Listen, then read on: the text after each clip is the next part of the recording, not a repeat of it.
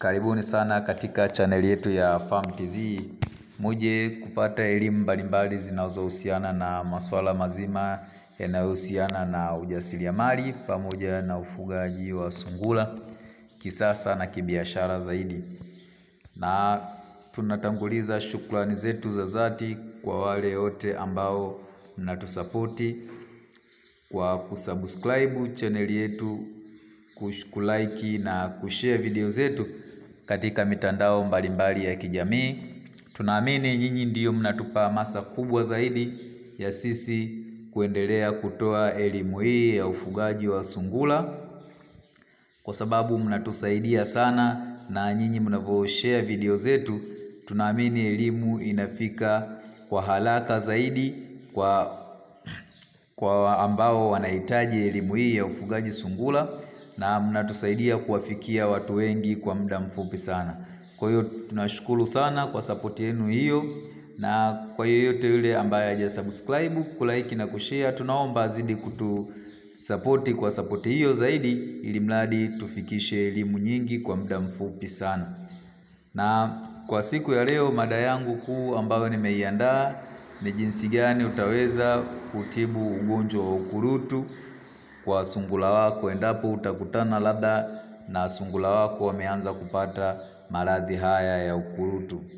Tunaamini maradhi ya ukurutu ni maradhi ambayo yanawasumbua sana sungura, na maradhi haya yanashambulia sana kuanzia katika pua na yanaendelea katika macho pamoja na masikio. Ila pia masikio yanakuwa katika pande zote mbili, ndani na nje. Ila pia yanaendelea na mpaka kufikia hatua katika miguu, kwa sababu sungura anatumia miguu yake au mikono yake ya mbele kwa ajili ya kujisafisha uso wake na kujikwangua. Kwa hiyo na mimi leo nimeandaa video hii, nimetengeneza dawa asili kabisa kwa ajili ya kutibu ugonjwa. Kama mfugaji, kama mjasiriamali, kuwa makini na endelea kuangalia video hii mwanzo mpaka mwisho. Nitaonyesheni jinsi mpaka utavyoandaa hii dawa na ni vitu gani ambavyo utavitumia katika utengenezaji wa hii dawa. Kwa hatua ya kwanza zaidi, utaamua kukwangua ile sehemu ambayo umeona imeathirika zaidi na ugonjwa huu wa ukurutu, kwa sababu huu ugonjwa unakuwa na aina fulani kama vile mba. Kwa wale ambao wasijua, utakuta puani ama masikioni kwanza kunaanza kunyonyoka, manyoya yote yanakuwa hayapo na kunatengeneza kama mba fulani ambao wapo kwenye nywele. Kwa hiyo ukikwangua lile eneo utakuta linatoka vumbi la aina nyingi, yani vumbi jingi sana baada ya kuwepo manyoya. Kwa hiyo lile vumbi ndio ugonjwa wenyewe kabisa. Kwa hiyo utajitahidi sana kukwangua lile eneo. Aidha unaweza kutumia mswaki kama huo ugonjwa ndio kwanza unaanza, na kama ukiona umeshakuwa umeathiri zaidi, umekomaa, tumia kitana na ili utoe kwa wepesi zaidi. Na ukishamaliza kukwangua katika yale maeneo yako ambayo umeona kabisa sungura ameathirika, ndio utachukua dawa na kuanza kuwapaka. Na dawa zipo za aina mbalimbali, aina nyingi, na leo nimeamua kuanza na hii dawa ambayo ni dawa asili na ambayo utaipata kwa urahisi zaidi kuliko dawa nyingine. Na kipindi kingine nitaandaa pia na dawa nyingine, endapo kama hautokuwa na pesa labda kupata hii dawa nyingine, unaweza ukaitumia hii na ikakupa matokeo mazuri kabisa katika mfugo wako wa sungura. Na pia nichukue nafasi hii kuwakaribisha kwa wale wote ambao wanahitaji mbegu mbalimbali za sungura. Shambani kwetu zipo mbegu aina nyingi tu. Kama unahitaji, unaweza ukawasiliana na sisi kupitia namba yetu ambayo inatembea hapo katika screen yetu, na tutakubaliana kwa bei ambayo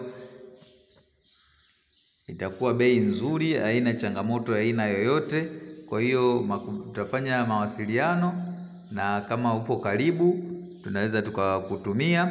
Na kwa wale ambao labda wanatoka mbali zaidi, wanaweza pia tukawasiliana na sisi, na sisi tukawasiliana na wafugaji wenzetu ambao wapo karibu na hayo maeneo, wao wakafanya biashara kwa pamoja, kwa sababu nia yetu tutanue soko la sungura zaidi, na wananchi kwa ujumla tuingie katika ufugaji tupate kujiongezea kipato chetu. Na nawakumbusha pia kwa wale ambao wanaohitaji vitabu vya ufugaji wa sungura, vitabu kama kawaida vipo na tunauza kwa bei ya shilingi 10,000. Kwa hiyo kitabu hiko kitakuelekeza namna mbalimbali ya ufugaji sungura. Ila pia kwa wale wanahitaji mafunzo, tunaendelea kutoa mafunzo ya ufugaji wa sungura. Tuna grupu letu kwa ajili ya mafunzo tu ya ufugaji wa sungura.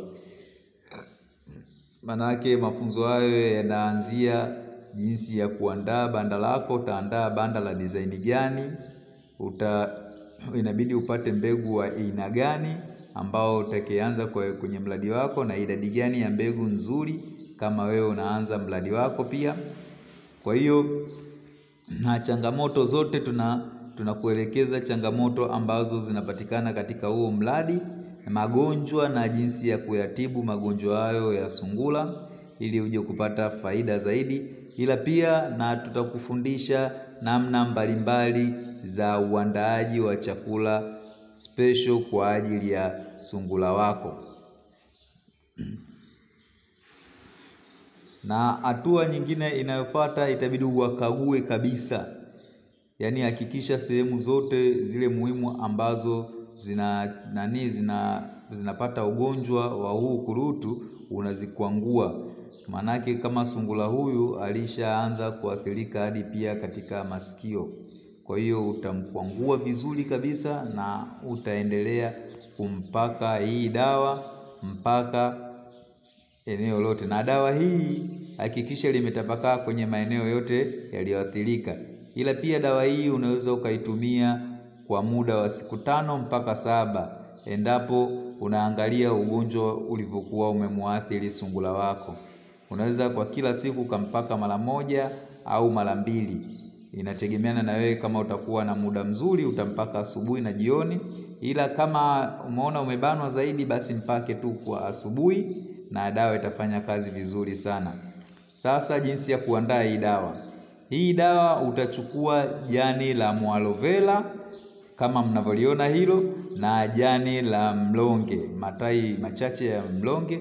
Unaweza ukatumia kwa kuyablendi na blender, ama ukaamua kuyatwanga katika kinu.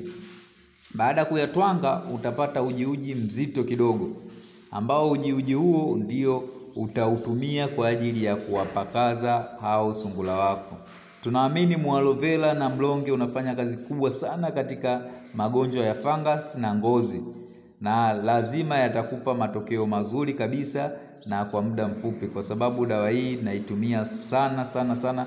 Na kwa baadhi ya wale wafugaji ambao tunakwenda kukuta katika mabanda yao ugonjwa huu, tunawapa hii mbinu na wanafanikiwa. Karibuni sana katika chaneli yetu. Asanteni sana.